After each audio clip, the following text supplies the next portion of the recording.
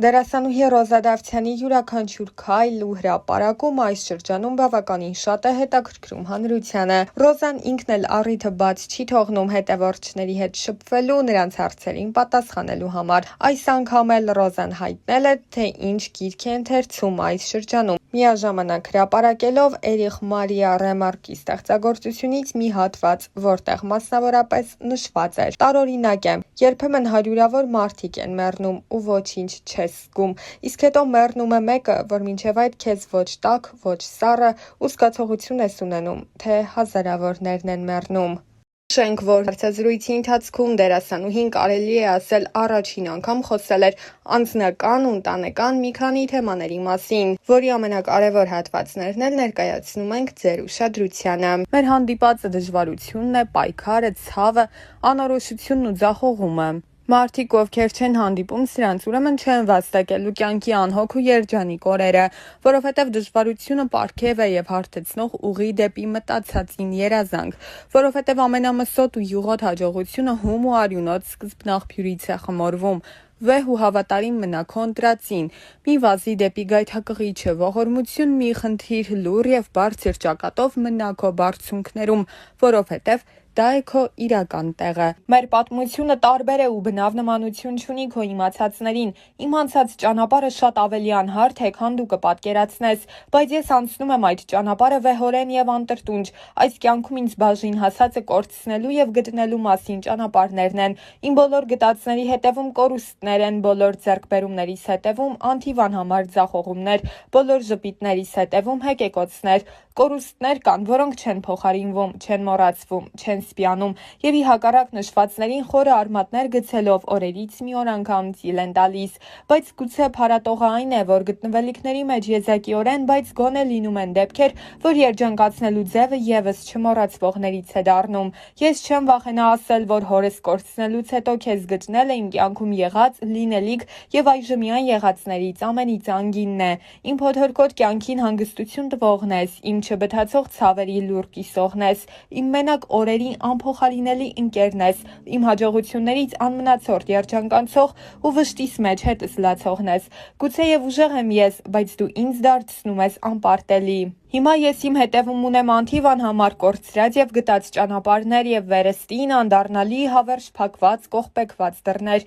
ու ունեմ քեզ եւ առավելապես քոնն եմ ես եւ քոնը լինելը սպիացնում է բոլոր խորեվերքերը, հարթեցնում է բոլոր սպիերը, լրացնում է բոլոր կեղտոտ բերանները, որովհետեւ քոնը լինելը աստվածային օրհնություն է եւ որքան ասելիք կա քոնը լինելու մեջ, ինչ լավ է, որ հենց քոնն եմ ես։ Բնական էր, որ այդ ճանաչումը իր հետ պետք է հանրության հետաքրքրության նոր ալիք բերեր իր հետ։ Դեռ հեռուստասերիալի ընթացքում շատ էր քննարկվում Ռոզայի եւ դերասան Կարեն Ասլանյանի սիրավեպի մասին լուրը։ Այդ թեմային անդրադառնալով դերասանուհին նշել էր. «Ես երբ գալիս էի հյուր ինքս ինձ ասացի, որ պետք է լինի մի տարածք, մի ներքին բան, որը միշտ քոնը պետք է մնա ու ես կարծեցի, որ անձնականը ամենաճիշտ տարբերակն է դրա համար։ Ես ու Կարենը հոյակապ ընկերներ ենք, մեզ մոտ ամեն ինչ լավ է տաղավարում։ Դրանից դուրս մենք երբեմն շփվում ենք, բայց իմ անձնականը միայն իմն է, ոչինչ չեմ հերքում կամ ոչինչ չեմ փաստում։ Ես մի բան կասեմ, այնինչ իրականում կա առանց իմ ասելու կամ մեկ ուրիշի հերքելու կամ փաստելու միշտ երևում է։ Թողնենք ժամանակի վրա ամեն բան ցույց կտա ճիշտը»։ Զրույցի ընթացքում Ռոզան նաև նշել էր, որ մինչ սերիալում նկարահանվելը զուգընկեր չի ունեցել, սակայն չի նշանակում, որ հիմա եւս չունի։ Ուրեմն իմ մոտ էլ հակառակ պրոցեսն է, ես էլ չեմ ուզում նիհարեմ ճիշտն ասած, բայց քանի որ շաքարից, հյութերից, քաղցրից հրաժարվել եմ, այս վերջի շաբաթում երևի արդեն 4 կիլո նիհարել եմ, 4 կիլո նիհարել եմ։ Շատ վատ է, բայց եթե դուք ուզում եք նիհարեք, արդեն գիտեք ինչ պիտի անեք, մի քիչ կամքի ուժով։ Մի քանի տարի առաջ սկսում եմ մի խոսքով Instagram-ում կամ ընդհանրապես ապրում էի, կապիչներս քանդվել այս անգնել է։ Իրականում մտքից ծայրով չէր անցնի, որ հնարավոր է ինձ մի օր ամեն օր այս հարցը տան։ Եղեք ապշում եմ, ես այդքան մեծ չեմ, որ ամուսնանալու մասին դեռ մտածեմ։ Ըստիս, եթե կարելի է, տենց մտածեմ, հա։ Չգիտեմ, ինչի՞ եք ես հարցը այսքան տալիս ինձ։ Սա կարծում եմ հարցերից է, որը մի պատասխան իր մեջ չի ներառում, այլ շատ ու շատ պատասխաններ, որովհետև ինքս ինքյան արդեն ինդիվիդուալ հարց է ու հետևաբար ինդիվիդուալ եւ յուրա պատասխանա ակնկալում։ Տեսեք, եթե օրինակ ունեք